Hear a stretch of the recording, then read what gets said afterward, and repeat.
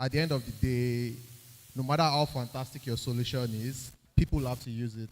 Yeah. And you need to make that product accessible to them. And one of your jobs as a growth marketer or even as a product-led team is to reduce the barrier to entry for your audience. People say something about total addressable market, Nigeria has 200 million people, blah, blah, blah, blah, blah. But you need to figure out how many of those people can actually use your product. Yeah. How do you get them to be aware of your product? And how do you bring them on board?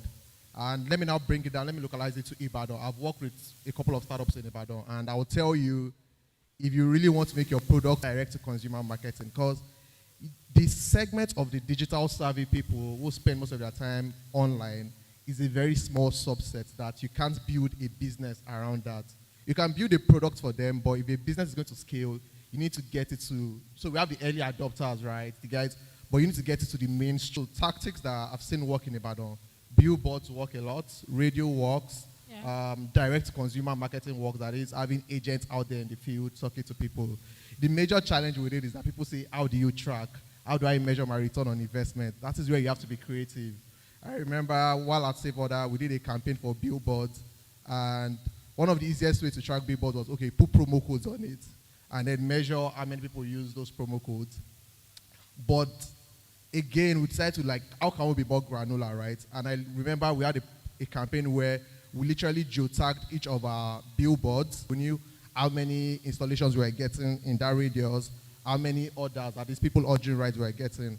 And then we're able to compare it to when we installed billboards in those areas. And we could see where the spikes were, we could see where there was really no change, see clicks and impressions and the like. Yeah. But if you're intentional about it, you can still measure. Finally, off the top of my head, I would say localize. So know who your target audience is and localize the content to them. So do a lot of Yoruba, Pidgin. It doesn't have to be just fancy technical words. Dumb it down in the sense, make it very straightforward that any random person sees it, gets the message, and can take an action. Last example I'll give is, I remember when OPay was in Ibadan. What converted me to OPay was, I was coming from Lagos, I got to Tollgate, and I saw a billboard, 15 naira to anywhere you're going to. While in the bus, I downloaded the app, I got to challenge, ordered my ride, and I became an OPay customer for life. So trust me, offline works. Thank you. All right. Thank you so much, David. Thank you so much. So yeah, when you're doing offline marketing, especially in a market like Ibadan, you have to get creative where it concerns tracking. So we're really pressed for time, and we just have 1 minute for everybody's response. That's each person's response, rather. Olumide, you've worked across different organizations, right? And I know that content has played a major part in some of these places. So can you tell me what led you to think, oh, let's put more energy into content marketing as opposed to let's run more ads? What has actually guided the focus on content marketing compared to, say, ads?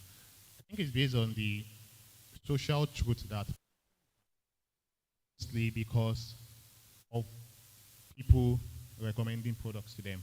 Yeah. I think I would like to just take a random survey in the house and ask that how many of you have used a particular fintech product, a savings app or an investment app, because you saw an ad? Okay? So how many of us have used a particular fintech product or a savings app because your friend told you that they are using it? Exactly.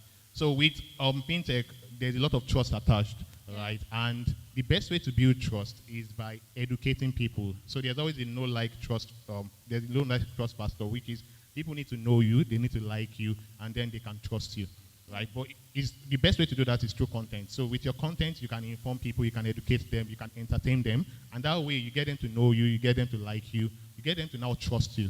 So when they trust you, they can now recommend you to other people. However, if you're doing a lot of ads, what you end up getting is you get initial traffic, but at the end of the day, you'll be able to retain your customers. Yeah, that makes sense. I mean, that's how Carrywise did what they are doing, so that makes a lot of sense.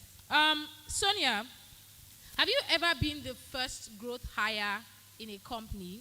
And what are the things you set up in place to ensure that nobody will be fighting you, that your numbers are not going up? Okay. So I've been first growth hire at different companies. I mean, I want to talk about the things you set up so that they're not fighting you. But I also want to talk, I'd rather talk about what you cannot find on Google. Okay. Because you can Google this and find answers. But what I struggled with are things that I did not find every time I put in what to do as the first growth hire in a company.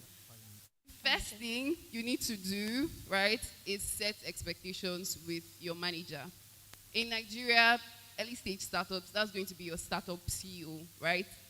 Get them to tell you what their idea of your success in this role is going to be for the first 30 days, first 60 days, first 90 days. If those expectations are not set between both of you, there'll be a lot of, like, he will be expecting something that you're not equipped to give him, right? And it's put you under so much pressure, you'd be depressed like every day. So, very important, have that conversation, set those expectations with your CEO or your manager. And this applies to like everybody, not just growth people. As long as